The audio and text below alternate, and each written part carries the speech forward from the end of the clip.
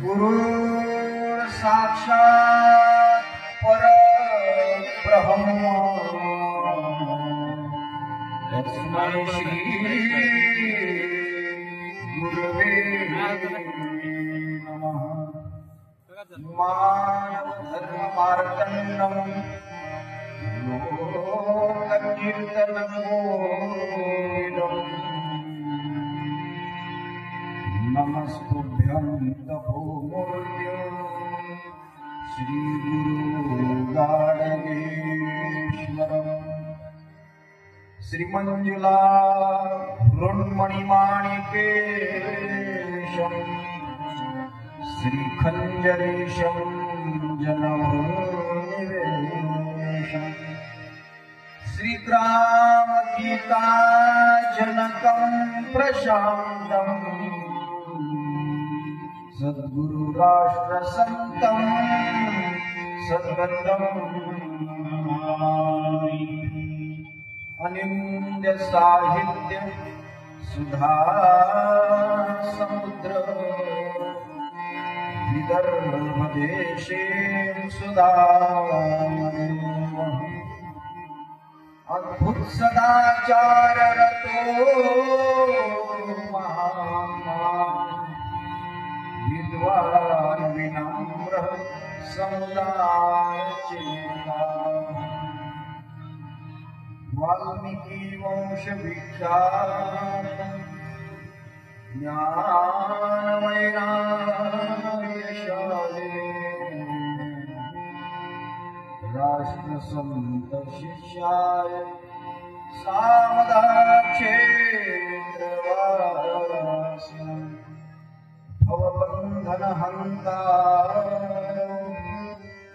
यत्पादांजले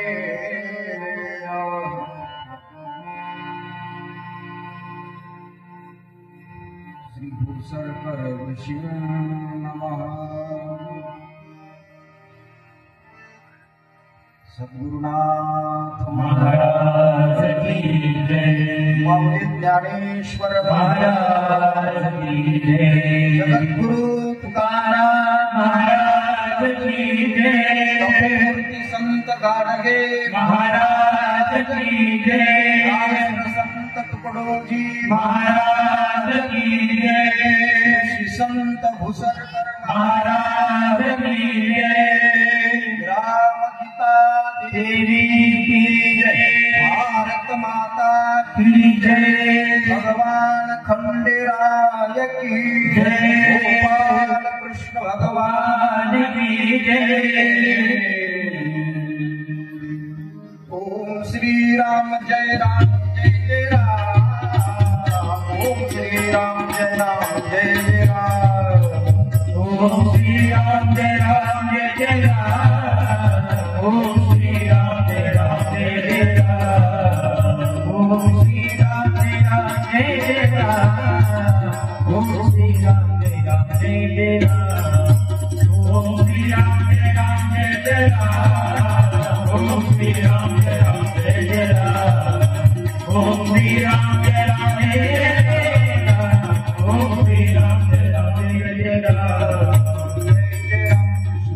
जय जय राम कृष्ण हरि। जय जय राम जय जय राम कृष्ण हरि। जय जय राम कृष्ण हरि। जय जय राम कृष्ण हरि। जय जय राम कृष्ण हरि। राम कृष्ण हरि। जय राम कृष्ण हरि। जय जय राम कृष्ण हरि। जय जय राम कृष्ण हरि। जय राम कृष्ण हरि। जय राम कृष्ण हरि। जय जय राम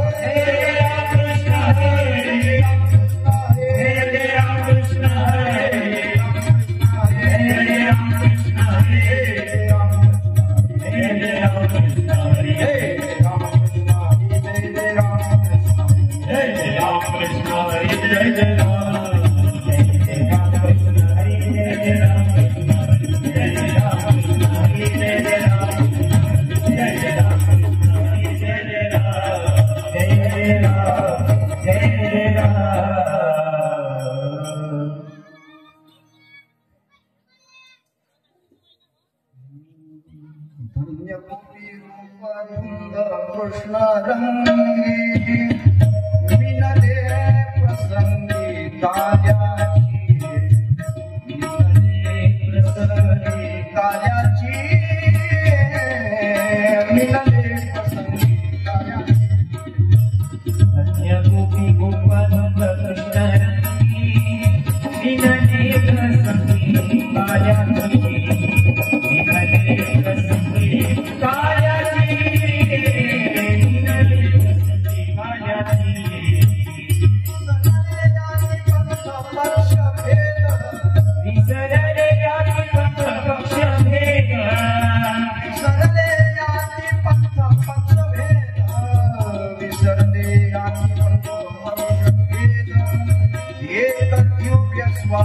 सर्वांना एक दिव्य स्वाद सर्वांना एक दिव्य स्वाद सर्वांना विसरले याचे पंथ पक्ष भेद एक दिव्य स्वाद सर्वांना एक दिव्य स्वाद सर्वांना एक दिव्य स्वाद सर्वांना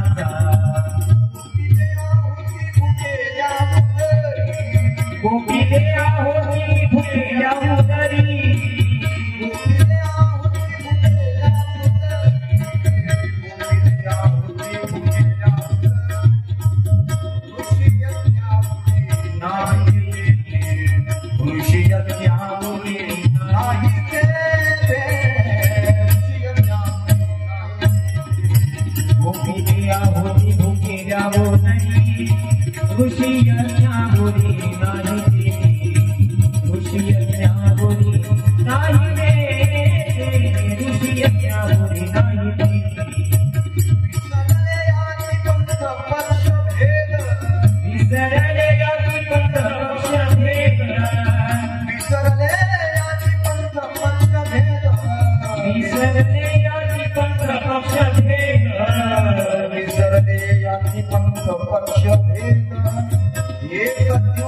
स्वाद सर्वांना एक दिव्य स्वाद सर्वांना एक दिव्य स्वाद विसरले याचे पंथ पक्ष भेद एक दिव्य स्वाद सर्वांना एक दिव्य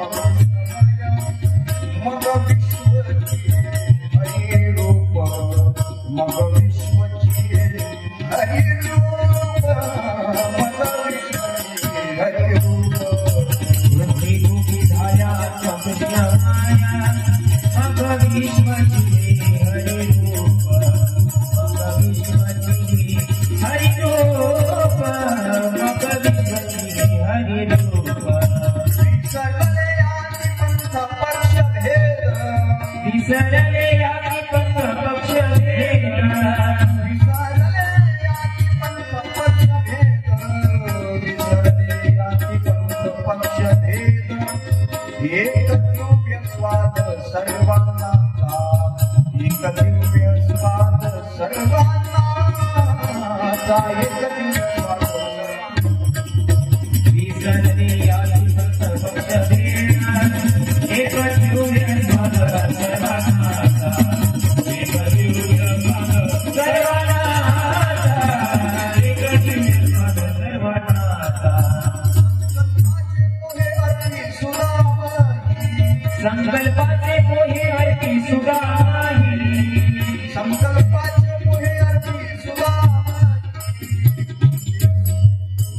संकल्पाचे मोहे अर्पी सुगाही पुण्य सर्व मही आनंदाने पुण्य सर्व मही आनंदाने पुण्य सर्व मही आनंदाने संकल्पाचे मोहे अर्पी सुगाही पुण्य सर्व मही आनंदाने पुण्य सर्व मही आनंदाने पुण्य सर्व मही आनंदाने विसरले आदि पंथ पक्ष भेद विसरले आदि पंथ पक्ष भेद विसरले आदि पंथ पक्ष भेद विसरले आदि पंथ पक्ष भेद एक दिव्य स्वाद सर्वांनाचा एक दिव्य स्वाद सर्वांनाचा एक दिव्य स्वाद सर्वांनाचा विसरले आदि पंथ पक्ष भेद एक दिव्य स्वाद सर्वांनाचा एक दिव्य स्वाद सर्वांनाचा एक दिव्य स्वाद सर्वांनाचा जय जय गुरु महाराज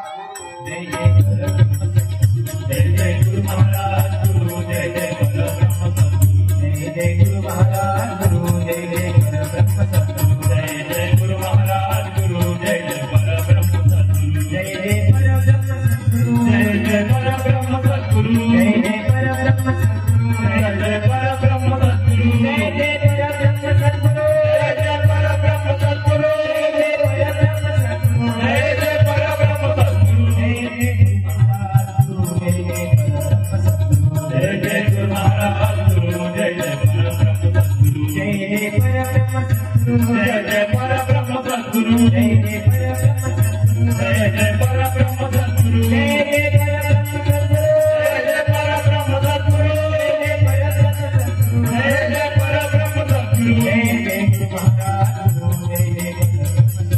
जय जय गुरु महाराज गुरु जय जय परब्रह्म सद्गुरु जय जय गुरु महाराज गुरु जय जय परब्रह्म सद्गुरु जय जय गुरु महाराज गुरु जय जय परब्रह्म सद्गुरु जय जय परब्रह्म सद्गुरु जय जय परब्रह्म सद्गुरु जय जय परब्रह्म सद्गुरु जय जय परब्रह्म सद्गुरु जय जय परब्रह्म सद्गुरु जय जय परब्रह्म सद्गुरु जय जय परब्रह्म सद्गुरु जय जय गुरु महाराज गुरु जय जय गुरु महाराज गुरु जय जय परब्रह्म सद्गुरु जय गुरु महाराज गुरु जय जय परब्रह्म सद्गुरु जय जय भोला पुंडरी परदा हरिविठ्ठल महादेव पंढरीनाथ भगवान की जय माऊली ज्ञानेश्वर महाराज की जय जगद्गुरु तुकाराम महाराज की जय तपोमूर्ती संत गाडगे महाराज की जय राष्ट्रसंत सद्गुरुजी महाराज की जय जय गुरु महाराज गुरु जय जय परब्रह्म सद्गुरु जय जय गुरु महाराज गुरु जय जय परब्रह्म सद्गुरु जय जय गुरु महाराज गुरु जय जय परब्रह्म सद्गुरु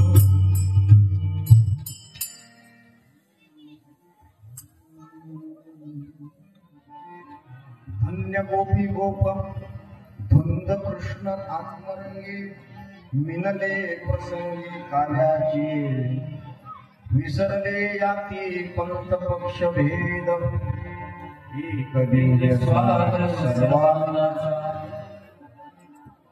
गोपी दे आहुती भुकेल्या उदरी ऋषी यज्ञावरी नाही तेथे विसरले याती पंथ पक्ष भेद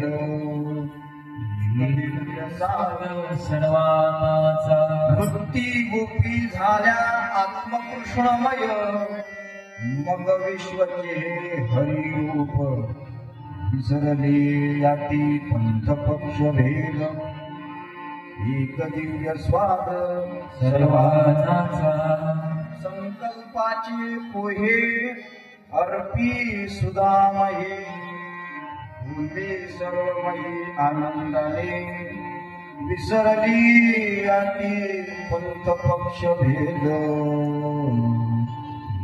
दिव्य स्वाद सर्वांचा समचरण सरोजम साम्र नीलांबुधौ जगन्निहित पाणिं मंडनं मंडना तरुण तुलसीमाला कंधरं कंजनेत्रं सदय धवलहासं विठ्ठलं चिन्तया पांडुरंग करू प्रथम नमन पांडुरंग करू प्रथम नमन दुसरे चरण संतांकिया दुसरे चरण संतांकिया त्यांच्या कृपादाने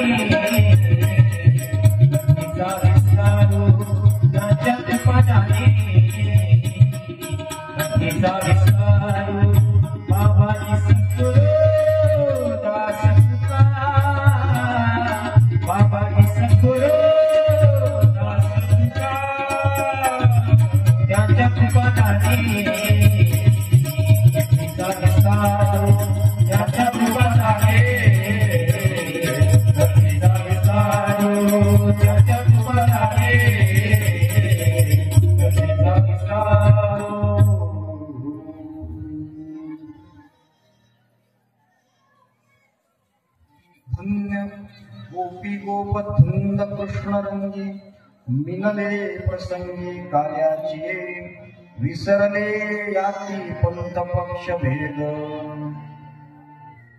दिव्य स्वाद सर्वांचा परम पूजनीय श्री गुरुदेव ब्रह्मलीन वंदनीय राष्ट्रसंत श्री तुकडोजी महाराज तपोमूर्ती संत गाडगे बाबा ऋषी संत घुसरकर महाराज यांच्या पुण्यतिथीचं पुण्यस्मरणाचं निमित्त साधून आणि सोबतच आपल्या गावाचं ग्रामदैवत खंडोबा आहे त्यांच्या नवरात्रीचं एक निमित्त साधून आपल्या गावामध्ये गेल्या एक तपापासून ग्रामगीता संकीर्तनाचा सप्ताह आपल्या इथं सुरू होतोय आणि त्याचं हे आता 13वं वर्ष आहे. या 13व्या वर्षी ग्रामगीता संकीर्तनाचं चिंतन करण्याचं सद्भाग्य तुमच्या सर्व मंडळीच्या सहवासाचं सद्भाग्य मला लाभलं आणि आज त्या ग्रामगीता संकीर्तन सप्ताहाचा समारोप आहे. आपली महाराष्ट्राची एक परंपरा आहे. त्या परंपरेनुसार कुठल्याही काल्यात कीर्तनाचा कुठल्याही सप्ताहाचा कुठल्याही उत्सवाचा समारोप हा काल्याच्या कीर्तनानं व्हावा असा आपल्या भारतीय संस्कृतीचं एक रूढी आहे, एक परंपरा आहे. आणि त्या परंपरेनुसार आज आपल्या या गावामध्ये सुद्धा या ग्रामगीता संकीर्तन सप्ताहाचा समारोप हा काल्याच्या कीर्तनानं होतोय आणि त्या काल्याच्या कीर्तनाच्या निमित्तानं वंदनीय राष्ट्रसंत तुकडोजी महाराजांच्या साहित्याचे समर्थ शिल्पकार आत्मानुभूती संपन्न महात्मा सानंद सुखनिवासी पूज्य सुदामजी दादा सावरकर यांचा एक 4-5 चरणाचा अभंग काल्याच्या कीर्तनाच्या निमित्तानं आपल्या समोर ठेवलेला आहे. आपल्या गावाचं एक वैशिष्ट्य आहे. आम्ही भरपूर गाव पाहिले, पण त्या गावाच्याकडे पाहिल्यानंतर घुसरकर महाराजांचं भजन आठवते की ग्रामसेवेसाठी कोणी घेत नाही, सुधारेल सांगा कसं आपलं काही काही लोक फक्त नावानेच मोठे, दिसायला हट्टे खट्टे, करणीनं अशी परिस्थिती असते. पण आपल्या गावात मी सकाळीच ध्यान झाल्याबरोबर तिथं बसलेच आहेत ते गेटवर वानखडे दादा, त्यांच्यासोबत बोललो मी की तुमच्या गावाचं एक वैशिष्ट्य आहे की तरुण मुलं काम करतात आणि ज्येष्ठ लोक त्याला आशीर्वाद देतात, त्यांच्या पाठीशी आहेत, त्यांना मार्गदर्शन करतात. बऱ्याच गावातले कार्यक्रम मोडपडीस आले, गुरुदेव सेवा मंडळ बंद पडले, प्रार्थना बंद पडल्या. त्याला कारण काय? जे गावातले जुने लोक असतात ते म्हणतात आम्ही 40 वर्षापासून मंडळ चालवलं, इतके वर्षापासून चालून राहिलो, इतके वर्षापासून करून राहिलो, तुम्ही आम्हाला सांगता काय? हा त्या म्हाताऱ्या लोकांचा अहंकार किंवा मेरे मुर्गी की एक टांग, हा जो गावातल्या जुन्या लोकांचा, म्हाताऱ्या लोकांचा अहंकार असतो, तोच गावात विनाश करत असतो. पण तुमच्या गावामध्ये जे ज्येष्ठ लोक आहेत ते मार्गदर्शन करतात आणि नवतरुण आहेत ते काम करतात. या दोन्हीचा मैल मिलाप झालेला आहे आणि तरुणांचा आणि गावातल्या वृद्धांचा या दोघांच्या मेल मिलापातून जो हा उत्सव होतोय, हा उत्सवच एक महत्वाचा काल आहे. याच्यापेक्षा दुसरा कोणताच काल आहे? तुमचं गावच एक महाकाल आहे. तुमच्या गावाचा विचार जर केला तर मी आता 7 दिवसात तुमच्या गावात राहिलो. या गावामध्ये कुणी कोणाबद्दल निंदा करत नाही, द्वेष मत्सर करत नाही, आपसात भांडण कंटे होतात असं मला वाटत नाही. छोटे छोटे होत असेल तर ते प्रत्येकच घरात भांडायला भांडण लागतच असते. तसं हे गाव आपलं घर आहे आणि त्या घरात होत असेल काही हरकत नाही. तर हा फार सुंदर असा उत्सव आपल्या गावातला आहे. काल आम्ही पाहिलं, आजही आम्ही पाहिलं, असं वाटलं, आम्हाला आठवण झाली की फळा फुला मळता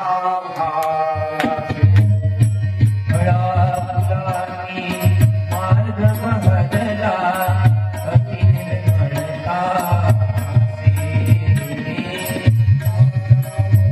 चौकावरती मंडळी कधी जय गुरु उल्हासे उल्हासे, कधी जय गुरु उल्हासे, वारावरती बोध वचन दे, वारावरती बोध वचन दे, वारावरती बोध वचन दे, होतो थांबुनी वाचे मगरेची गुरु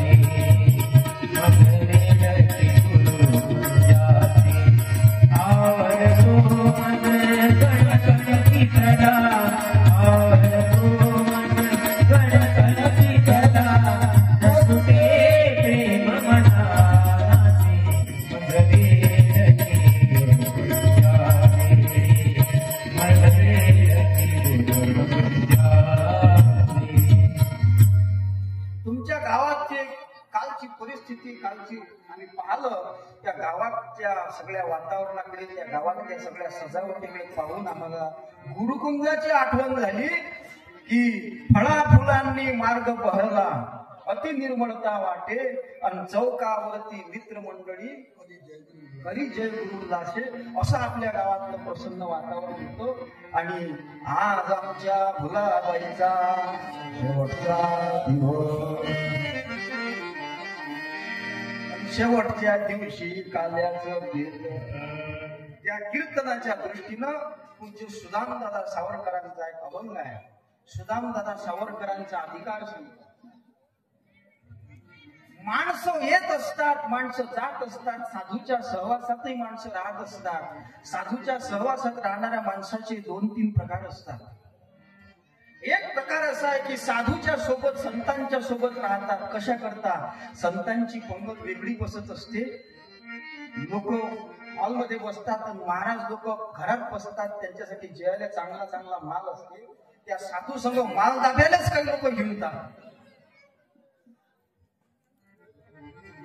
काही लोक साधू सोबत फिरतात पण नुसतं साधूच्या बॅगाच मागवतात, घेत काहीच नाही. एक तिसरा वर्ग असतो, तो साधूच्या सहवासात राहतो आणि आपल्या जीवनाचं सोनं करून घेतो. असे 3 प्रकारचे लोक साधूच्या सहवासात राहणारे असतात. आपल्या गावामध्ये साधूच्या सहवासात तुम्ही लोक, बरेच लोक राहिले. ऋषी संत घुसरकर महाराजांच्या सहवासात राहिले. घुसरकर महाराज जेव्हा पहिल्यांदा इथं आले तेव्हा म्हणत होते की 9 लाख झाडी एकच वाशेवाडी. म्हणजे 9 लाख झाडी झुडपामध्ये जितक्या खून मारामाऱ्या होणार नाही, भ्रष्टाचार अत्याचार होणार नाही, तितका एका गावात होत होता. पण त्या गावात तुम्ही लोक महाराजांच्या सहवासात आले. त्यांच्या सहवासानं त्याच्या सहवासे ग्रामजना अमृत लाभे ग्रामगीता म्हणते. तसं तुम्हाला अमृत प्राप्त झालं. संतांच्या सहवासाचा हा परिणाम आहे. तसं पूज्य सुदामदादा सावरकर हे राष्ट्रसंत तुकडोजी महाराजांच्या सहवासात आले आणि सहवासात आल्याच्या नंतर पूज्य सुदामदादा सावरकर हे सुद्धा संत पदाला पोहोचले. तो माणूस, कितीतरी लोक साधूच्या सहवासात राहत असतात पण त्यांची कोणी आठवण काढत नाही. साधूचं नाव काढते, संतांचं नाव काढते, पण त्यांची आठवण काढत नाही. परंतु पूज्य सुदामदादा सावरकर असा महात्मा होऊन गेला की ऋषीवर्य घुसरकर महाराजांनाही त्यांच्यावर भजन लिहावं वाटलं. राष्ट्रसंत श्री तुकडोजी का नाम अमर है दुनिया भर, राष्ट्रसंत श्री तुकडोजी का नाम अमर है दुनिया भर, उनके साथी अमर रहेंगे श्री सुदामजी सावरकर, उनके साथी अमर रहेंगे श्री सुदामजी सावरकर. राष्ट्रसंत श्री तुकडोजी का नाम अमर है दुनिया भर, राष्ट्रसंत श्री तुकडोजी का नाम अमर है दुनिया भर, उनके साथी अमर रहेंगे श्री सुदामजी सावरकर, उनके साथी अमर रहेंगे श्री सुदामजी सावरकर, उनके साथी अमर रहेंगे श्री सुदामजी सावरकर. बचपन से ही प्रतिभाशाली कांचना जीवन था, राष्ट्रसंत जी के चरणों में न्योछावर ही तन था, राष्ट्रसंत जी के चरणों में न्योछावर ही तन था. रहन सहन सादगी बाहरी आध्यात्मिकता कटांतर, उनके साथी अमर रहेंगे श्री सुदामजी सावरकर, उनके साथी अमर रहेंगे श्री सुदामजी सावरकर. राष्ट्रसंत श्री तुकडोजी का नाम अमर है दुनिया भर, राष्ट्रसंत श्री तुकडोजी का नाम अमर है दुनिया भर, उनके साथी अमर रहेंगे श्री सुदामजी सावरकर, उनके साथी अमर रहेंगे श्री सुदामजी सावरकर.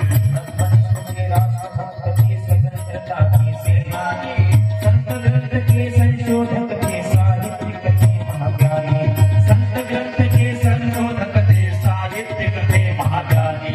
अपना पढ़ता भेदन माना लिखे ग्रंथ जो सही खबर, अपना पढ़ता भेदन माना लिखे ग्रंथ जो सही खबर, उनके साथी अमर रहेंगे श्री सुदामजी सावरकर, उनके साथी अमर रहेंगे श्री सुदामजी सावरकर.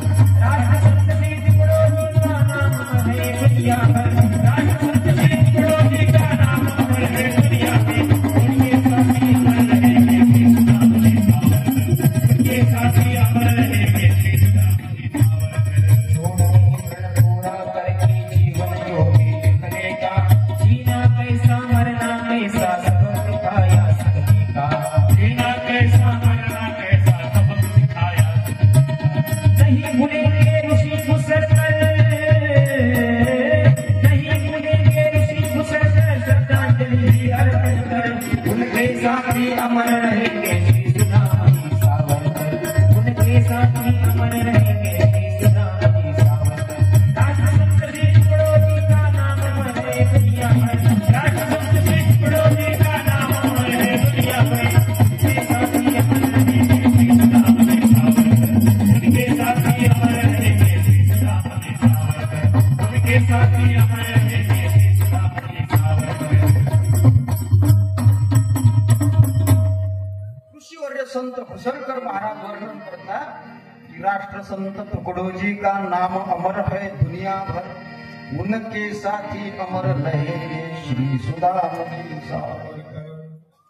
का अमर राहिले? सुदाम दादांचा विचार केला तर सुदाम दादांचा अधिकार सांगतो. सुदाम दादा 9 वर्षाचे होते. किती? ज्यांचा अभंग आपण कीर्तनासाठी निवडला ते सुदाम दादांचा अधिकार सांगतो. 9 वर्षाचे असताना त्यांच्या गावामध्ये दासबोधावर प्रवचन चालत होते आणि त्या प्रवचन सत्रामध्ये एक दिवस त्या प्रवचनाचे जे वक्ते होते ते आंधळे होते, त्यांना सुरदास म्हणत होते. आणि पूर्वीच्या काळचा नियम असा होता की प्रवचन पोथी लावत होते लोक. श्रावण महिन्यात, अधिक महिन्यात, एक सव्वा महिना, दीड महिना, 4 महिने ग्रंथ चालू. एक जण वाचत होता आणि दुसरा त्याचा अर्थ सांगत होता. त्या ग्रंथामध्ये ओवी निघाली, सोहम आत्मा आनंद घन अजन्मा तो तूच जाण हे साधूचे वचन जीवी धरावे. आणि या ओवीवर प्रवचन करायचं होतं. तेव्हा त्या सुरदासांनी सांगितलं की या ओवीवर तुमच्यापैकी कोणी प्रवचन करू शकते काय? कोणी तयार झालं नाही. तेव्हा 9 वर्षाचे सुदाम दादा, त्यांचं नाव दामोदर होतं. त्यांचं नाव सुदाम हे महाराजांनी ठेवलंय. तो दामोदर त्याच्या आईजवळ बसला होता. आईच्या पदराला पकडून तो आईच्या कानात बोलायला लागला, म्हणे आई मी सांगतो. वय वर्ष 9. त्यावेळेस त्यांची आई म्हणायला लागली, तुला काय येते रे? ते कुसबुस त्या सुरदासच्या कानावर गेली, त्या महाराजच्या. आणि त्या सुरदास महाराजांनी म्हटलं की काय म्हणते? तेव्हा दादांच्या आईने सांगितलं, माझ्या दामू म्हणते की या ओवीचा अर्थ मी सांगतो, याला येते म्हणे बुवा जे आता. तेव्हा ते सुरदास महाराज म्हण, असू दे, ते बरोबर लहान नाही, त्याचं कौतुक ऐकू आपण, काय बोलते बोलू दे. तर सुदाम दादा उभे त्या प्रवचनाला बसले आणि सुदाम दादांनी प्रवचन केलं त्या ओळीवर. 2 तास प्रवचन केलं त्या ओळीवर. हा त्या सुदाम दादांचा अधिकार होता, ज्यांच्याबद्दल राष्ट्रसंत तुकडोजी महाराजांनी असं म्हटलंय की मी साहित्य लिहावं आणि गडबडीत सुदामजीकडे टाकून द्यावं. माझी भूमिका शुद्ध आरशासारखी आहे. एक वेळा मी लिहिलं की मग माझ्या डोक्यातून ते निघून जाते. परंतु सुदामजी त्याचं संकलन करतात, त्याची विषयवार वर्गवारी करतात आणि ते संकलित करून छापतात आणि समाजाच्या पुढे आणतात. असा हा आमचा कृष्ण सुदामाचा अजब जोडा अनेक जन्मांपासून असाच चालत आला आहे. हे ज्या पूज्य सुदामदादाबद्दल वंदनीय राष्ट्रसंत तुकडोजी महाराजांनी म्हटलंय, त्या सुदामदादांचा हा अभंग आहे. आणि या अभंगाच्या माध्यमातून काल्याचं तत्व प्रतिपादन करतात सुदामदादा. काल्याचे मुख्य उद्दिष्ट 3 सांगितलेले आहेत. पूज्य सुदामदादांनी काढलेला निष्कर्ष सांगतो. काल्याचे 3 उद्दिष्ट आहेत. काल्या कशाला म्हणतात? काल्याचे मुख्य 3 उद्दिष्ट आहेत. पहिलं, महिलांचा सन्मान वाढवला. पहिली गोष्ट म्हणजे महिलांचा सन्मान वाढवला. दुसरी गोष्ट म्हणजे भुकेल्यांना अन्न दिलं पाहिजे, हा धर्म सांगितला. आणि तिसरी गोष्ट म्हणजे आपल्या गावाचा विकास जर करायचा असेल तर आपण सर्व जाती, पंथ, धर्म, संप्रदायाचे भेद विसरून एक झालं पाहिजे. हे काल्याचं तत्व या अभंगात सुदामदादांनी सांगितलं आहे. विठ्ठल विठ्ठल विठ्ठल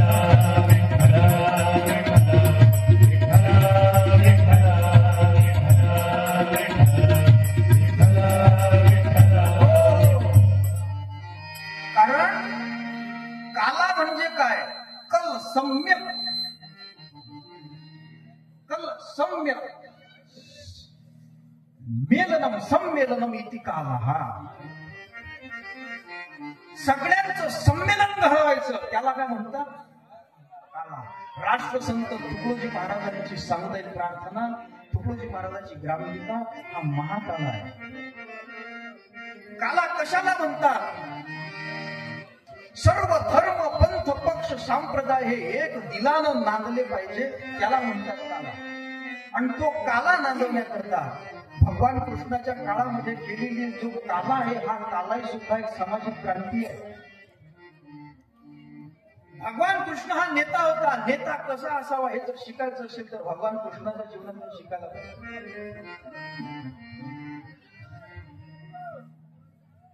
गावाची उन्नती जर करायची असेल तर त्यासाठी महाराजांनी जे सूत्र सांगितले आहे की पंचायत का राज्य चलेगा, गुंडे गाव में नहीं होना, आणि सात्विक जनता का मंगलेगी तभी मिलेगा सुख अपना. हे तत्व अंमलात आणण्याकरता भगवान कृष्णानं काला केला होता. लोक म्हणतात कृष्णानं चोऱ्या केल्या, लोक म्हणतात कृष्णानं गवळणी नाचवल्या, त्यांना कृष्णच समजला नाही. आणि म्हणून गवळणी म्हणत असताना साधू संतांच्या गवळणी म्हटल्या पाहिजे. त्या माय मावल्या गवळणी म्हणतात, कधी कधी असं वाटते कानात उलट घालून घ्यावा. याचे भजन असे असतात का कायच करा कायच नाही. काय पांडुरंगा पाहत माझं मन रे, आणि मोबाईल घेऊन लावते तुला फोन रे.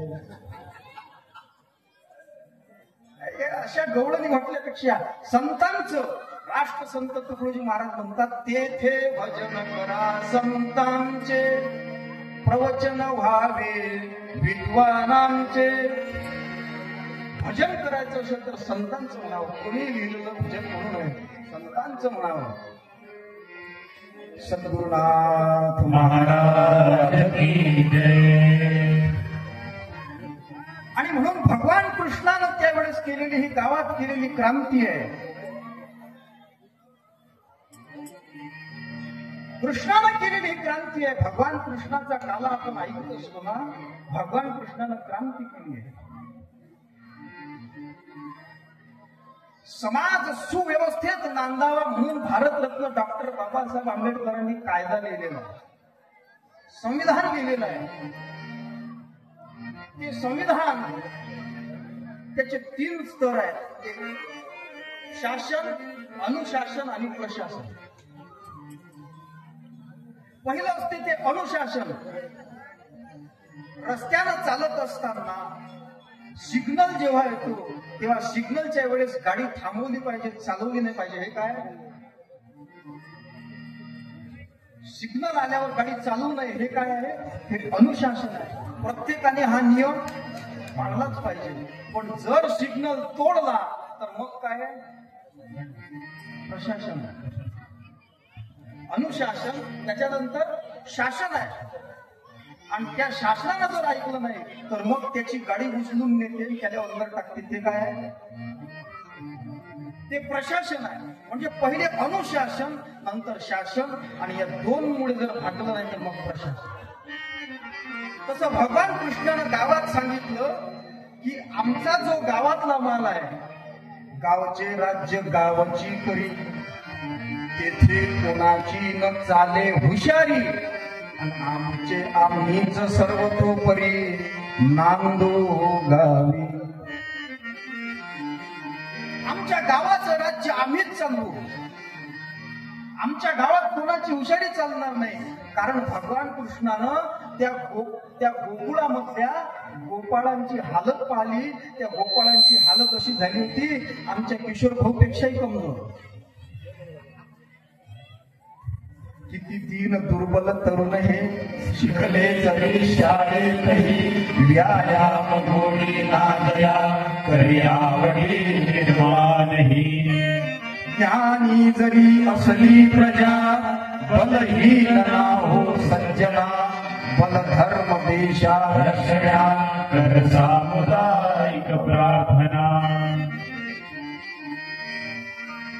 त्या तरुणांकडे पाहिलं, त्या गोपाळांकडे, तो पेंद्या सुदाम्या वेड्या वाकड्या बोबड्या त्यांच्याकडे पाहिलं तर ते म्हणजे अगरबत्ती छापत झाले होते. त्यांची स्थिती पाहिली आणि तुकडोजी महाराजचं भजन आठवलं भगवान कृष्णाला की रक्तना शरीरी दिसेना, धैर्य धडके अंतरी,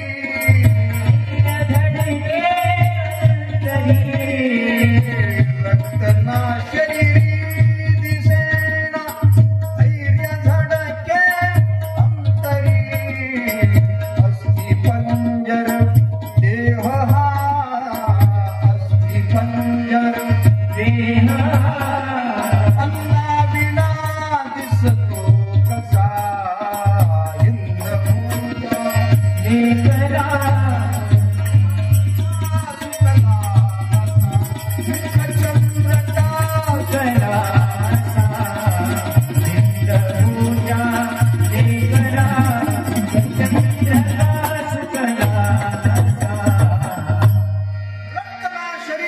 दिसे ना धैर्य झडके अंतरी अस्थि पंजर देह हा अन्ना विना दिसतो कसा.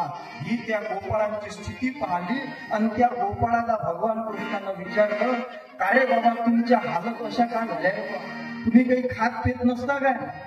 तेव्हा त्यांनी सांगितलं, देवा कृष्णा आमच्या इथं जे काही दही दूध निघते ते दही दूध आम्हीच दोहतो, पण आम्हीच दोहलेलं दही दूध आम्हाला खायला मिळत नाही, ते दही दूध डेअरीत चाललं. आज आमच्या गावात काही शिल्लक राहिल्या नाही, पाकिटचंच दूध आम्हाला प्यावं लागते आणि ते पाकिटचं दूध पिल्यामुळे आमच्या हालत काही बरोबर राहत नाही. म्हणून आपल्या घरी महाराजांनी सांगितलं, घरोघरी गायीला पाळा. म्हणून गायीची सेवा केली पाहिजे. त्या गावामध्ये दही दूध निर्माण करत होते हे गोपाळ, परंतु त्यांनाच दही दूध खायला मिळत नव्हतं, ते कंसाच्या डेअरीत जात होते. म्हणून भगवान कृष्णानं सांगितलं की कच्चा माल मातीच्या भावे, तो पक्का होता चौपटीने घ्यावे, तेने ग्रामजन कैसे सुखी राहावे, पिकवूनही ते उपवास.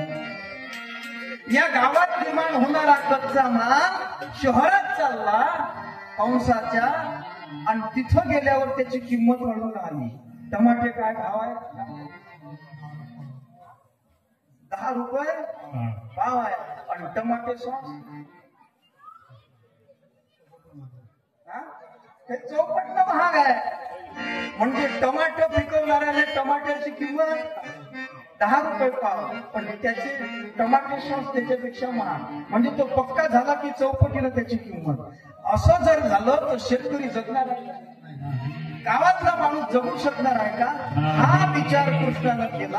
आमच्या गावात निर्माण होणाऱ्या वस्तू आमच्याच गावात उपयोगात आणल्या जाव्या आणि आमचंच गाव उन्नत केल्या जावं, हा भगवान कृष्णाचा हेतू होता. आणि त्यासाठी त्यांनी त्या गोपाळांना सांगितलं की अरे आपल्या गावात जर गावी गुंडाची आली धाड आणि विद्यार्थी दारला धाड, वडिलांच्या अप्रूची धिंड, काय शिक्षक कामाचे. तुमची जर अशी हालत असली आणि गावात जर गुंडाईचं धाड आली तर तुम्ही गडे हो, ते गुंड तुमच्यावर धावून येतील आणि तुम्ही घरात बसाल. असं हो नये, तुम्ही त्यांच्याशी मात करू शकले पाहिजे. म्हणून मित्र हो, तुमची तब्येत दुरुस्त असली पाहिजे, म्हणून तुम्ही व्यायाम केला पाहिजे, तुम्ही खेळ खेळले पाहिजे, तुम्ही निर्भय झाले पाहिजे. त्याकरिता भगवान कृष्णानं त्यांना सांगितलं की तुम्ही दही दूध खाल्लं पाहिजे. आणि गायी चारण्याच्या निमित्तानं तो भगवान कृष्ण त्या गोपाळांना यमुनेच्या तीरावर नेऊन त्या झाडाखाली खेळ खेळत होता. हमामा भूतू लगोरी नाना खेळ मांडला यमुने.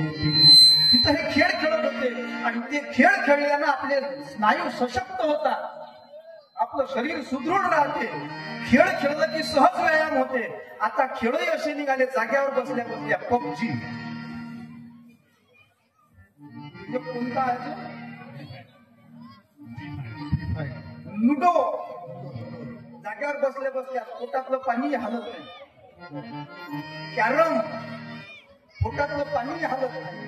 परंतु त्यावेळेचे जे खेळ होते हमामा हुसुतू लगोरी, ते खेळ असे होते की त्या खेळामुळे त्यांचे स्नायू सशक्त करायचे, त्यांना निर्भय बनवण्याकरता सर्प, विंचू, जे हिंस्र प्राणी त्या ठिकाणी येत होते ते प्राणी मारून दाखवले कृष्णानं.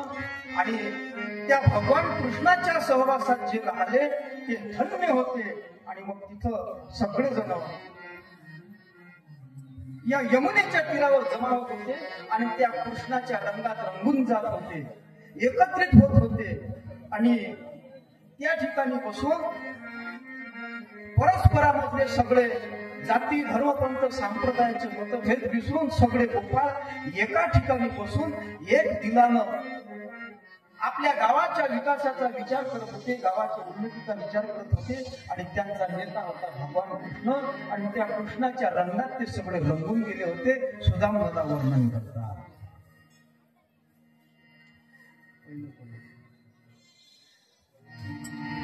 गोपी गोपवृंद कृष्ण मिलने प्रसंगी कायाची मिलने प्रसंगी कायाची मिलने प्रसंगी कायाची गोपी गोपवृंद मिलने प्रसंगी कायाची मिलने प्रसंगी कायाची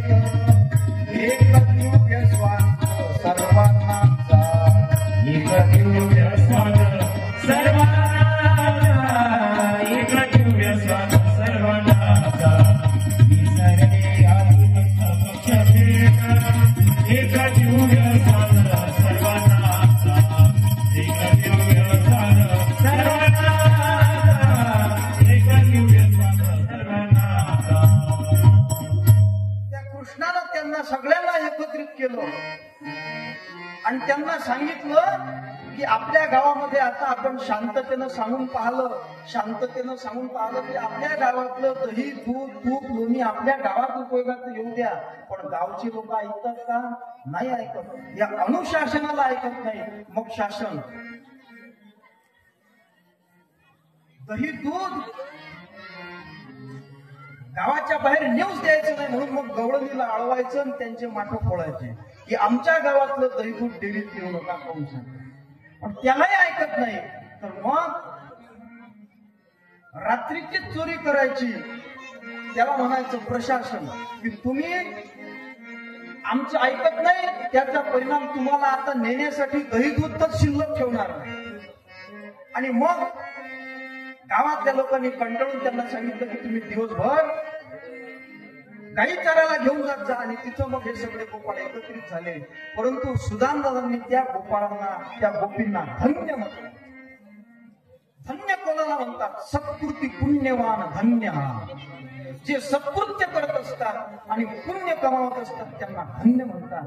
आणि त्या गोपाळांनी पुण्य कमावलं होतं. माते जे पाविजे ते शुद्ध पुण्य. भगवान कृष्णाला प्राप्त करणं याच्यापेक्षा दुसरं कोणतं शुद्ध पुण्य नाही. आणि म्हणून ते त्यांनी केलं होतं. म्हणून सुदामदारांनी त्यांना धन्य म्हटलं. धन्य गोपी गोप कृष्ण रंगी. पण ते कृष्णाच्या रंगात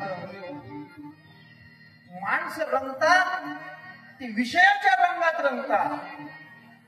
महाराजांनी एका भजनात म्हटलंय की पाहता विषयाचा संग कसा चढतो रंग.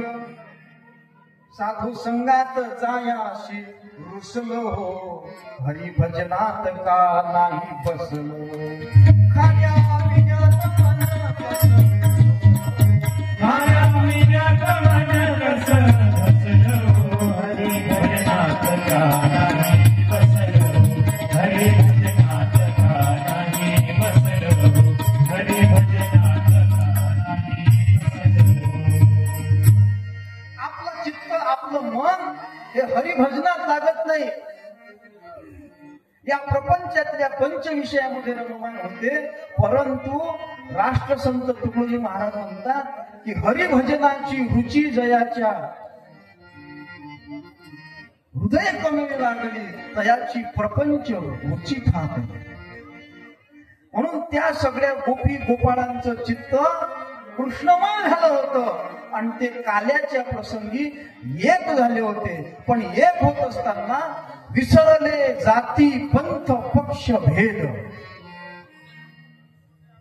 आज गावागावाची स्थिती, देशादेशाची स्थिती अशी झालेली आहे की जाती जातीमध्ये, धर्माधर्मामध्ये, पंथामध्ये, संप्रदायामध्ये भांडणं चालू झालेली आहे, वादविवाद सुरू झालेले आहे.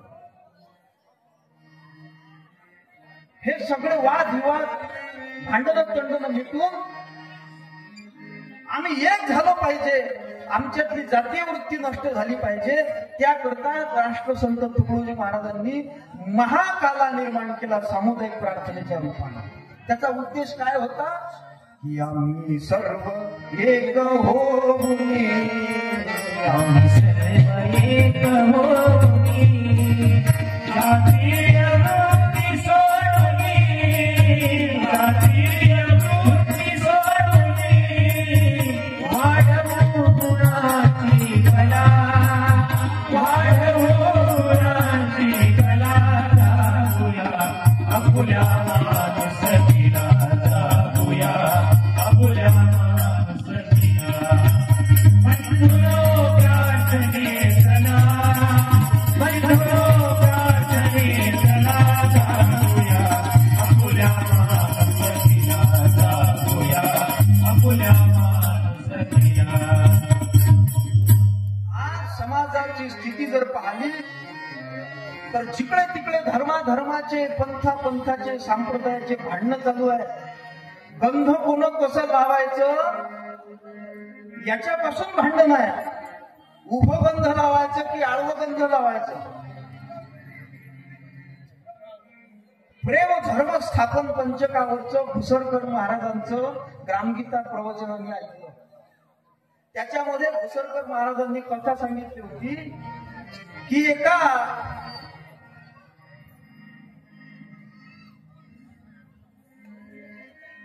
शिवाच्या भक्ताची पोरगी वारकरी संप्रदायाच्या घरी दिली, वैष्णवाच्या घरी दिली.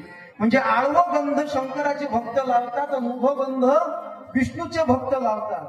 ते आडवं गंध लावणाऱ्याची पोरगी उभं गंध लावणाऱ्याच्या घरी दिली आणि तिथं तिचं लग्न झाल्यावर घरी गेल्यावर ते घर सारवण करून राहिली होती. घर सारवत असताना ते अशी आडवं सारवून राहिली.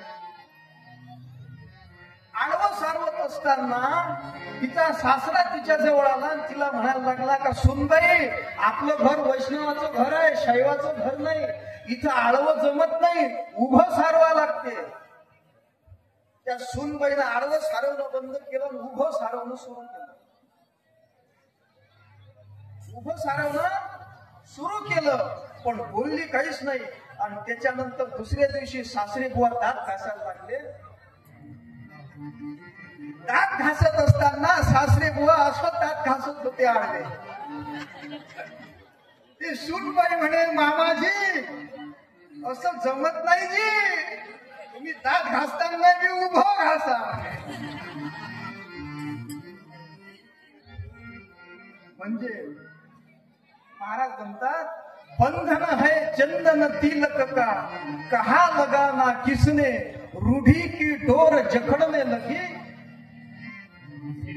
प्रेम की बात बिगड़ने लगी पोथी से पोथी झगड़ने लगी पोथी से पोथी झगड़ने लगी प्रेम की बातें बिगड़ने लगी प्रेम की बातें बिगड़ने लगी पोथी से पोथी झगड़ने लगी पोथी से पोथी झगड़ने लगी प्रेम की बातें बिगड़ने लगी प्रेम की बातें बिगड़ने लगी.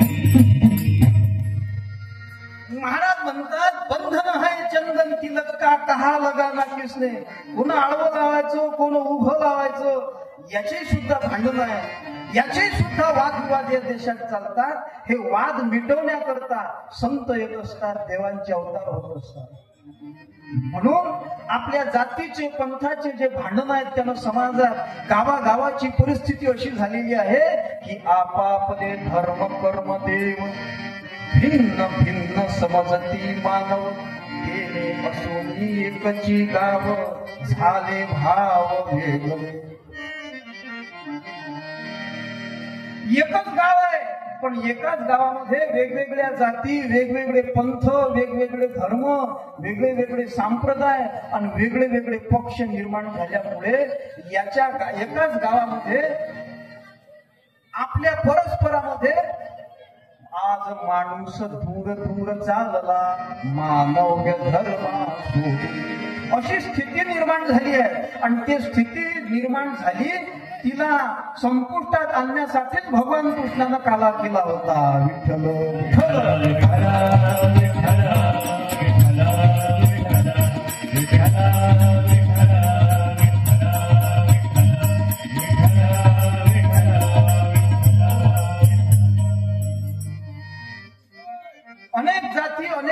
धर्मात अनेक संप्रदाय राहतात.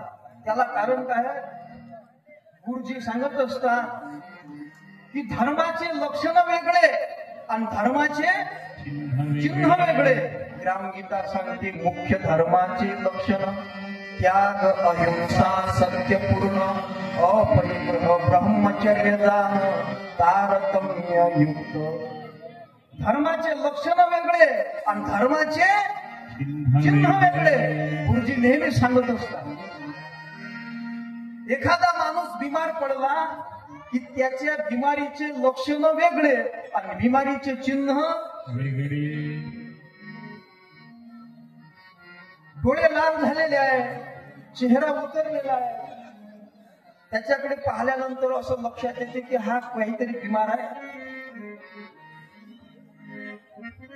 आमचे ज्यांच्याकडे आमचं निवासस्थान आहे, आमचे प्रमोदरावजी संकेत दादा, त्यांच्याकडे गुरुजी गेले आणि गुरुजीला विचारलं तुमची तब्येत आता थोडीशी खाल्ल्यासारखी वाटते.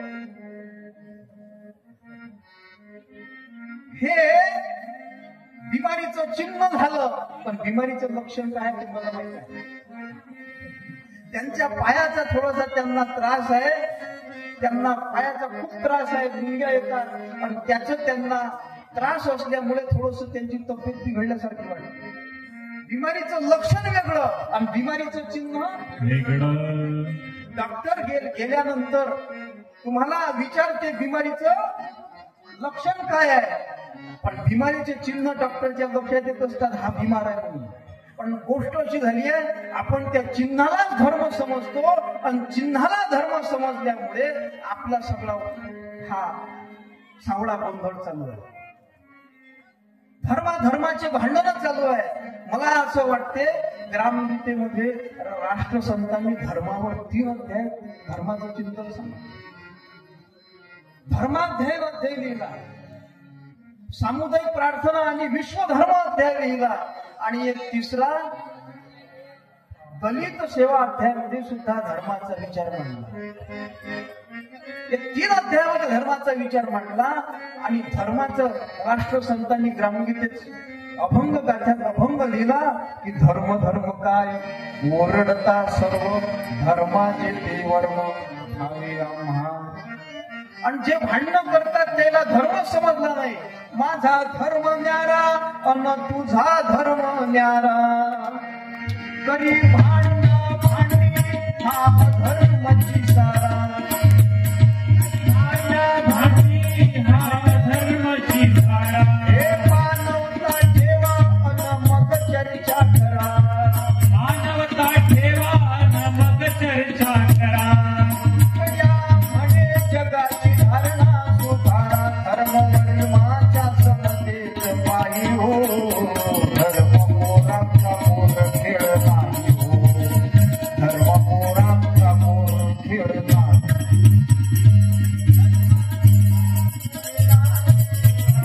एक धर्माची आन मनी नाही मान. धर्म अचानक राजा नाही हो. धर्म मोरांचा मोर खेळ नाही. धर्म मोरांचा मोर खेळ नाही. महाराज म्हणतात माझा धर्म न्यारा आणि तुझा धर्म न्यारा करी भांडा भांडी हा अधर्माची सारा. जे धर्मासाठी भांडण करतात ते दोन्ही पक्ष अधर्माचेच पक्षधार असतात. विठ्ठल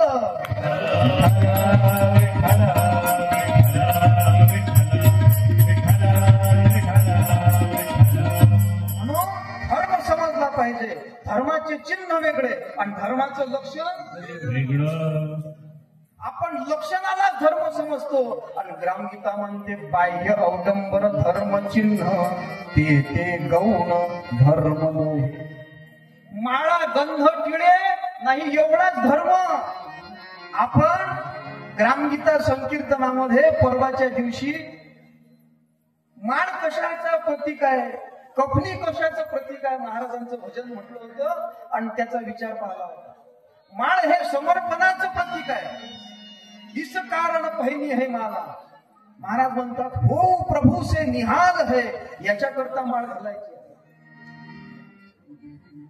गले मोहब्बत की माला चढ़ाओ भले तन्मे सेवा की कफनी रंगाओ भले. त्या दिवशी आपण पाहिलं माळ घालायची आहे तर अखंड प्रेमाची माळ घालायची. कारण माळ कशी असते, माळ अखंड असते. तसं आपलं प्रेम ईश्वरावर अखंड असावं.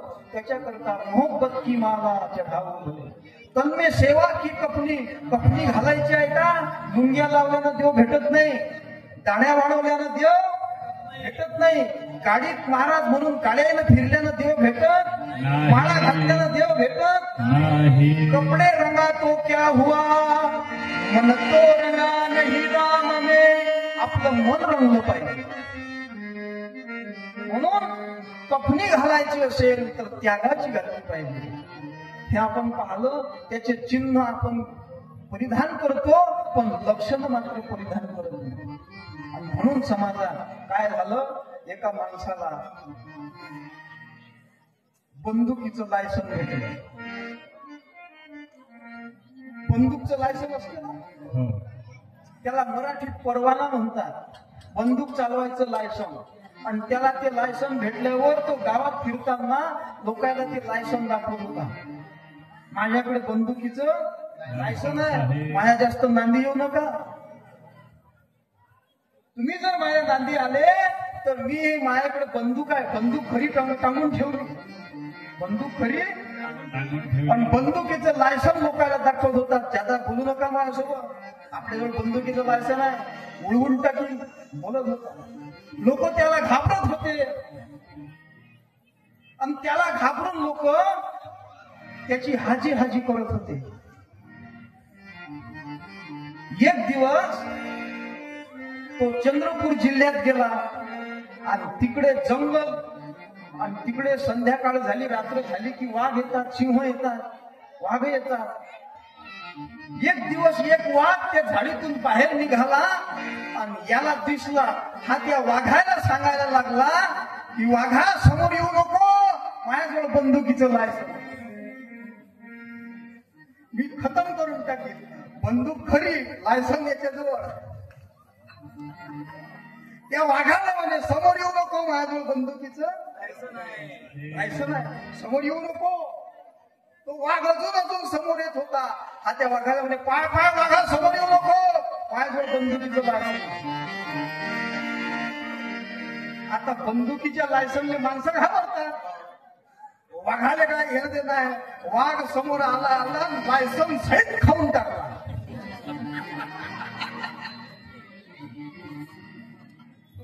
लायसन सहित खाऊन टाकला, वाघानं खाऊन टाकला. हे जो दृष्टांत आहे त्यातून मला एवढं सांगायचं आहे, माळा, बंध, टिडे, शेंडी, दाढी, पगडी, धोतर, पांढरा पैजामा, हे सगळंच्या सगळं धर्माचं काय आहे? हे धर्माचे चिन्ह आहेत, हे धर्माचे लक्षण आहेत. या लक्षणावरच जर तुम्ही खुश राहत असाल तर तुम्हाला धर्मही समजणार नाही आणि देवही समजणार नाही. ग्रामगीतेमध्ये महाराजांनी देवदर्शन हे ध्येय ठेवलं आहे, पण त्यासाठी घुसरकर महाराज म्हणतात, देवदर्शनासाठी आधी धर्म मंथून घ्यावं, आश्रम धर्मा काढून सगळे म्हणजे देवदर्शन व्हायचं असेल तर आधी धर्म कळला पाहिजे आणि धर्म कळायसाठी धर्माचे लक्षणं कळले पाहिजे आणि लक्षणं कळले की मग त्या धर्माचा अभिमान सुटतो. जातीचा अभिमान सुटला पाहिजे, पंथाचा अभिमान सुटला पाहिजे. हे जाती पंथ कशा करताय? हे सगळे पंथ जाती हे तुमच्या आमच्या व्यवस्थे करतायत, अवस्थे करता नाही. आणि अवस्था जर प्राप्त करायची असेल तर या व्यवस्थेचा व्यवस्थेपुरताच उपयोग केला पाहिजे.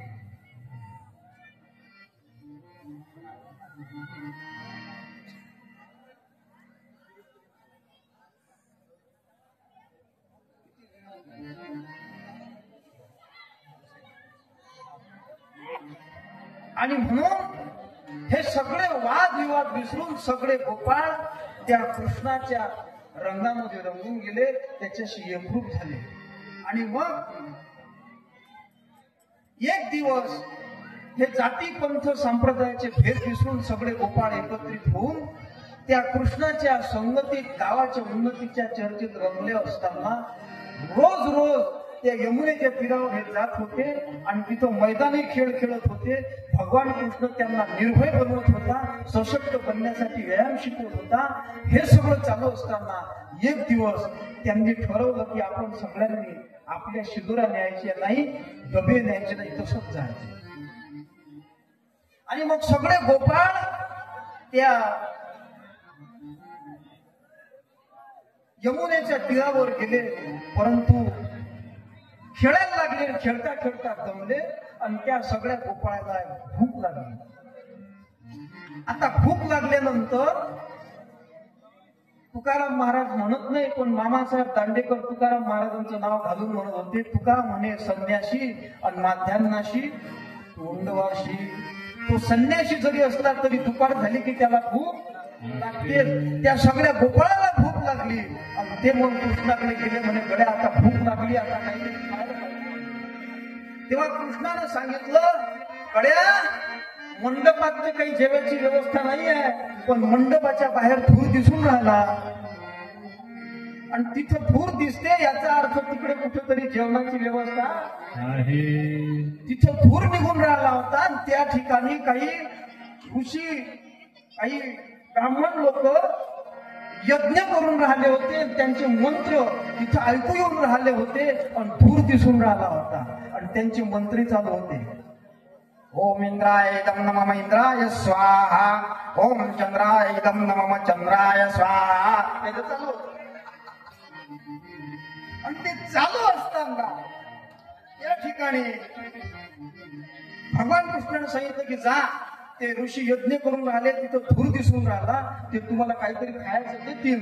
परंतु हे तिथं गोपाळ गेल्यानंतर कर्मकांडी लोकांना कोणाची दया नसते. त्यांचं प्रेम फक्त कर्मकांडावरच असते. कर्मकांडाच्या पलीकडे जाऊन ज्यांची भावना जागृत झालेली आहे, भक्तीची भावना ज्यांच्या हृदयात असते, त्यांना करुणा असते, पण कर्मकांडाला करुणा नसते. कर्मकांडाची सगळ्यात सोपी व्याख्या सांगतो गुरुजीने केलेली. ती व्याख्या अशी आहे, केलं तर काहीच भेटत नाही, पण नाही केलं तर हुरहुर लागते. हे केलं नाही म्हणून असं झालं. त्याला म्हणतात कर्मकांड. त्या कर्मकांडी लोकांनी काही त्याला जेवायची काही दिलं नाही, इथं काही मिळणार नाही म्हणून मग ते पुन्हा कृष्णाकडे वापस गेले आणि कृष्णाकडे वापस गेल्यानंतर त्याला सांगितलं की तेव्हा त्यांनी काहीच दिलं नाही. तेव्हा भगवान कृष्णाने सांगितलं की गड्या, स्त्री स्वभाव असतो का करावा. स्त्रियांचा स्वभाव हा दयाळू असतो, प्रेमळ असतो, मायाळू असतो. त्या स्त्रियांकडे जा, या ऋषीकडे नका जाऊ, त्यांच्या पत्न्यांकडे जा आणि त्यांच्या पत्न्यांकडे जाऊन त्यांना मागा. तेव्हा त्या पत्न्यांकडे हे लोक गेले. ऋषीच्या पत्नी, त्या महिला, त्या गोपी या गोपाळांना द्यायला तयार होत्या अन्न, पण हे ऋषी यज्ञ सोडून तिथं गेले. याला देऊ नका, हे गवळ्याचे पोरं आहे, हे अस्पृश्य आहे, याला देऊ नका असं सांगायला लागलं. तेव्हा त्या गवळणी म्हणाल्या का तुम्ही आम्हाला यांना अन्न देऊ देत नाही, आमच्या शरीराला तुम्ही त्यांच्यापर्यंत जाऊ देत नाही, पण आमच्या मनाला तुम्ही रोखू देत नाही. आणि त्या गवळणींनी त्या गोपाळांना अन्न पुरवलं. त्याचं वर्णन सुदामदादा करतात की त्या भुकेल्यांना त्या गवळणींनी, त्या गोपींनी अन्नाचा पुरवठा केला. गोपी दे आहुती भुकेल्या उदरी, गोपी दे आहुती भुकेल्या उदरी, गोपी दे आहुती भुकेल्या उदरी, गोपी दे आहुती भुकेल्या उदरी. ऋषी यज्ञावरी नाही ते, ऋषी यज्ञावरी नाही ते, ऋषी यज्ञावरी नाही ते. गोपी यज्ञावरी भुकेल्या उदरी, ऋषी यज्ञावरी नाही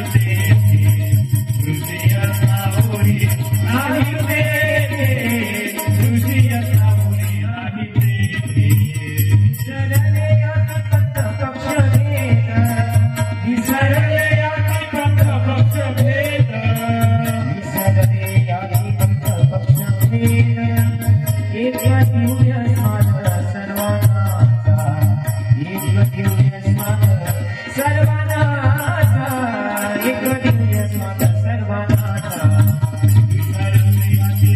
फक्त भेद एक दिव्य स्वाद सर्वांचा एक दिव्य स्वाद सर्वांचा एक दिव्य स्वाद सर्वांचा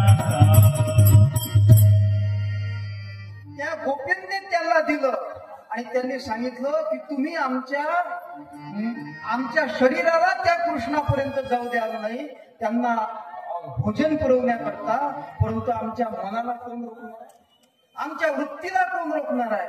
कारण ह्या ज्या गवळणी आहेत ना, हे गवळणी आपण भागवतात, पुराणात, कीर्तनात ऐकतो. ह्या गवळणी म्हणजे चिन्ह आहे आणि त्या गवळणीचं लक्षण आहे वृत्ती.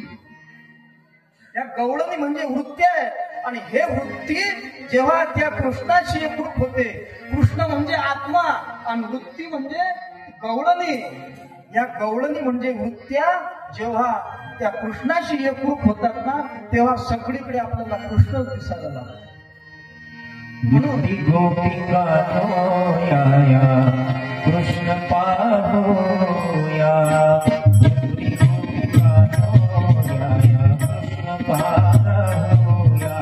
कमल फुलमुनी भक्तीचा कमल फुलमुनी भक्तीचा मोद श्रेया गोपिका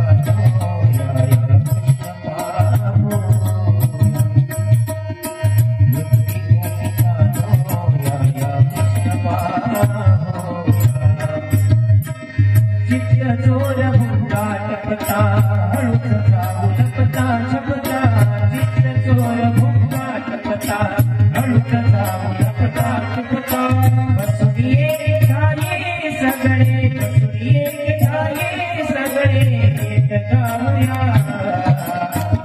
गोपिका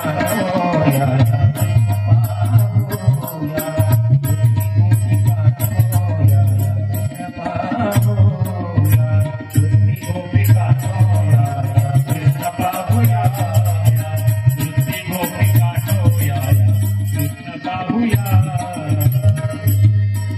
सोडूनिया घरचा धंदा अनुमुक्ताया छंदा सोडूनिया घरचा धंदा अनुमुक्ताया छंदा सोडूनिया घरचा धंदा अनुमुक्ताया छंदा नाचू घे मुनी गोविंदा नाचू घे मुनी गोविंदा नगरी रंगूया गोपिका होया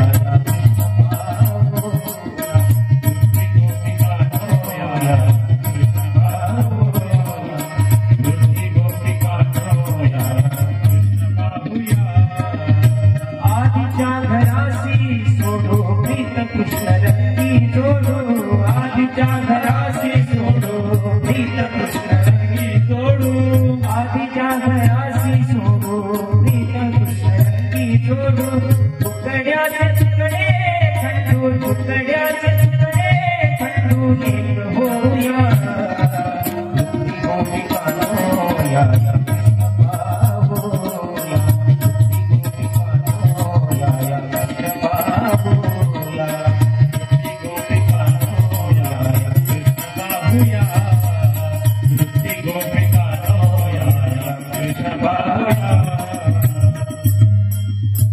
महाराज त्या सगळ्या वृत्त्यांना म्हणजे गोपिकांना म्हणतात, सगळ्या वृत्त्यांना म्हणतात की या हे बाहेरचं पाहू नका, आतलं पहा, हा कृष्ण पहा.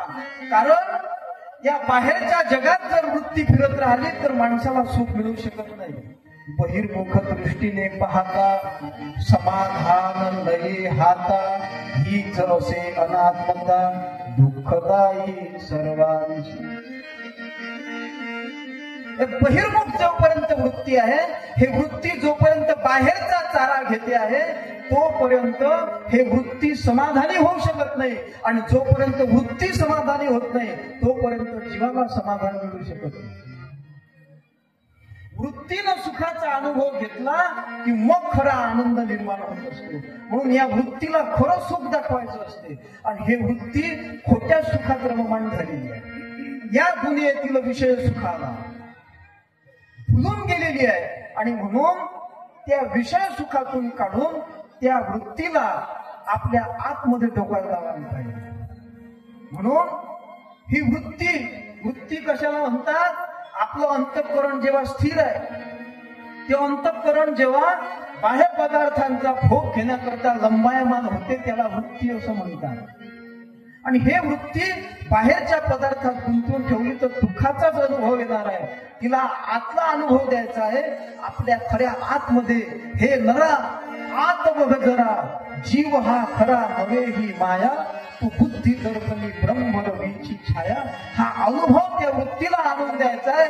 त्याला म्हणतात कृष्णाशी एकरूप होणं, त्याला म्हणतात देवाशी एकरूप होणं.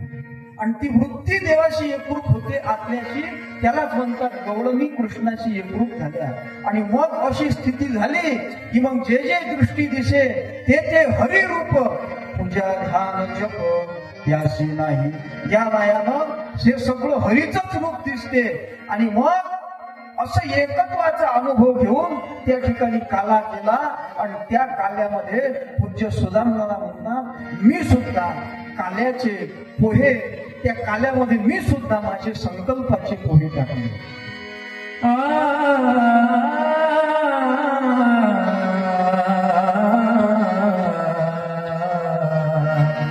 संकल्पाचे पोहे अर्पी सुदामाही, संकल्पाचे पोहे अर्पी सुदामाही, संकल्पाचे पोहे अर्पी सुदामाही, होते सर्व मही आनंदाने, होते सर्व मही आनंदाने. संकल्पाचे पोहे अर्पी सुदामाही, होते सर्व मही आनंदाने, होते सर्व मही आनंदाने.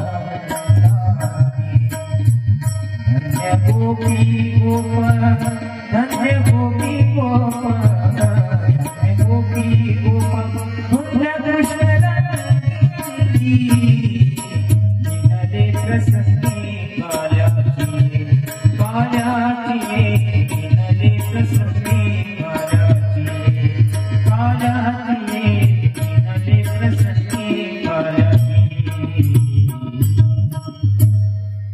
संकल्पाचे पोहे अर्पी सुदामही, कोंडे सर्व मही आनंदाने.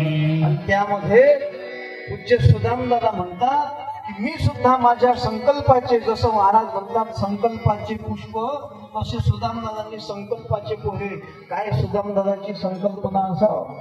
भगवान कृष्णाकडे जेव्हा सुदामा गेला होता, सुदामा ब्राह्मण दुःखे दारिद्र्य पिढीला, आणि मुष्टीभर पोहे घेऊन त्याच्या भेटीला मी गेला. तसं पूज्य सुदामदादा म्हणतात की तो सुदामा जसा भगवान कृष्णाच्या कडे पोहे घेऊन गेला होता, तसं मी सुद्धा संकल्पाचे पोहे या काल्यामध्ये टाकले, असं सुदामदादा म्हणतात.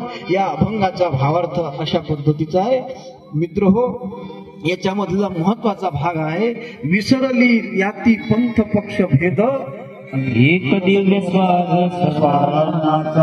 ह्या सगळ्या भेदांना विसरून सर्व भेदांच्या पलीकडे असलेला एक अभेद परमात्मा, त्याच्याशी एकरूप व्हायचं. आणि तो सगळ्यांमध्ये आहे म्हणून सगळ्याशी अभेद बुद्धीनं वागायचं, समुदायानं वागायचं, एकात्म भावनेनं वागायचं. यालाच काला म्हणतात. ज्ञानेश्वर माऊली, ज्ञानराज माऊली, ज्ञानेश्वर माऊली, ज्ञानेश्वर, ज्ञानेश्वर, ज्ञानेश्वर माऊली, ज्ञानराज माऊली, ज्ञानेश्वर, ज्ञानेश्वर, ज्ञानेश्वर माऊली, ज्ञानराज माऊली, ज्ञानेश्वर माऊली, ज्ञानराज माऊली, ज्ञानेश्वर माऊली, ज्ञानराज माऊली. अशा पद्धतीनं सुदामदादा सावरकरांचा हा अभंग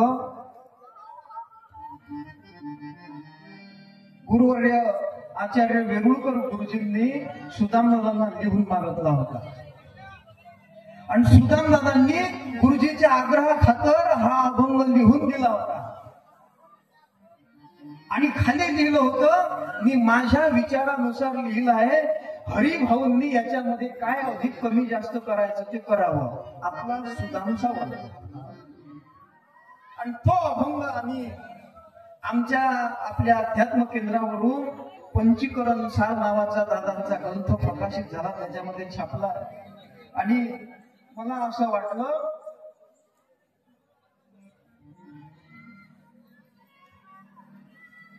की गुरुजींनी हा अभंग दादांना लिहून मागितला, त्याचा उपयोग कुठेतरी कोणतरी घेतला पाहिजे. म्हणून गुरुजींच्या समोर जर कोणती संकल्पना सांगितली तर ते आम्हाला म्हणत असतात की जे जे जयाशी आवडे ते करावयाशी तेनेची व्हावे पुढे. मग मी म्हटलं आपल्याला हा अभंग आवडला, याच्यावर कीर्तन करायला आपणच पुढे व्हा.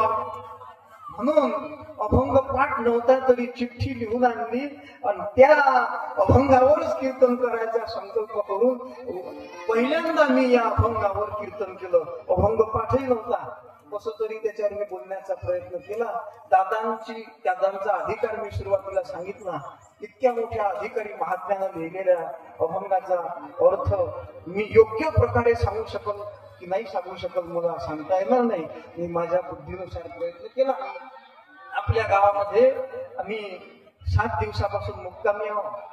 आम्हाला तर असं वाटून राहिलं की हे गाव सोडावंच नाही. तुमचं पुनर्वसन होईल की नाही त्याच्यात आमच्या नावाचे एक प्लॉट घेऊनच ठेवलं. हो, इतकं या गावात मी तर बोललो की महाराज म्हणतात झटून सर्व भावेन करू स्वर्ग गावा. मला तर असं वाटत होतं की मी स्वर्गातच हवं, कारण स्वर्गाची व्याख्या मी सांगितली होती ग्रामगीता संकीर्तना की ज्या गावामध्ये कोणती सोयी सुविधा उपलब्ध नाही त्या गावामध्ये सर्व सोयी सुविधा उपलब्ध करून ते गाव समृद्ध करणे याला स्वर्ग बनवणं म्हणतात गावाला. असं तुमचं गाव आहे. आणि तुमच्या गावात आमची इतकी व्यवस्था की तुमच्या गावातले सगळेच मंडळी असं वाटत होतं की आमच्या घरचेच लोक आहेत. आम्ही ज्यांच्याकडे मुक्कामी होतो त्यांच्या घरी तर आम्हाला असं वाटत होतं की आमचं घर आहे, हे आमच्या घरी आमची सेवा करायला लावून राहिले. ज्याच्या घरी महाराज लोक राहतात ना त्यालाच माहित आहे किती आठ असते बुवा लोक. सकाळी उठल्याबरोबर गरम पाणी द्या, अमुक द्या, तमुक द्या.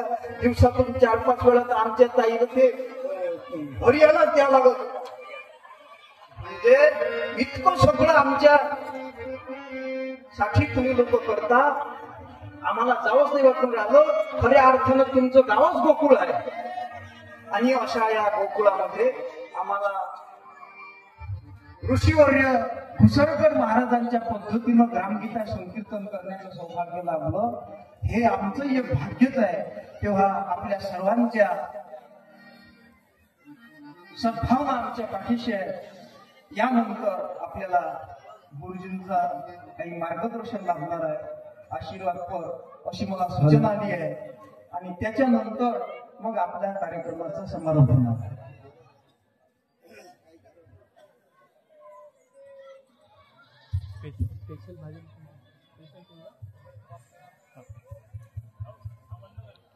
स्पेशल करतो ना.